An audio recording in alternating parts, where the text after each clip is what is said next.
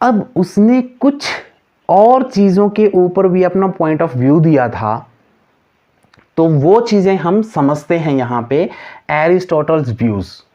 क्या उसके व्यूज़ थे? तो सबसे पहला जो हमारे पास था वो था an object moves only as long as force acts on it's.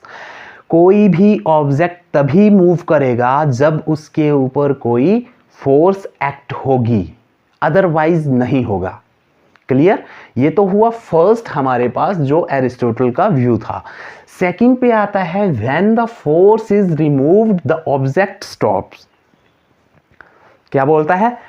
When the force is removed the object stopped, कि जैसे ही हम फोर्स को अप्लाई करना बंद कर देंगे तो वहां से जो ऑब्जेक्ट मूव कर रहा होता है वो मूव करना बंद कर देगा, मतलब स्टॉप हो जाएगा। क्लियर? ये थी दूसरा पॉइंट ऑफ व्यू किसका? एरिस्टोटल का।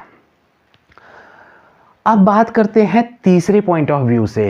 ही also believe that heavier object fall faster than lighter once.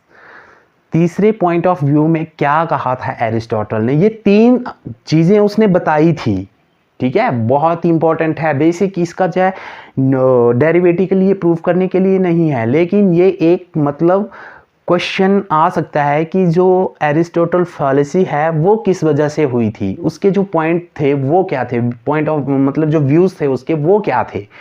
तो एरिस्टोटल के ऊपर क्वेश्चन 1 मार्क्स मतलब मल्टीपल चॉइस क्वेश्चन, चाहे आप जो भी बोर्ड एग्जाम है उनमें देख लो, या तो आपसे जनरली भी ये चीज़ पुट की जा सकती है। तो थर्ड में बोलता है he also believe that heavier object fall faster than lighter ones. उसने कहा था कि उसका जो बिलीव था वो ये था कि जो जितनी ज़्यादा भारी चीज़ होगी, जितना हैवी ऑब्जेक्ट होगा वो उतने जल्दी नीचे गिरेगा।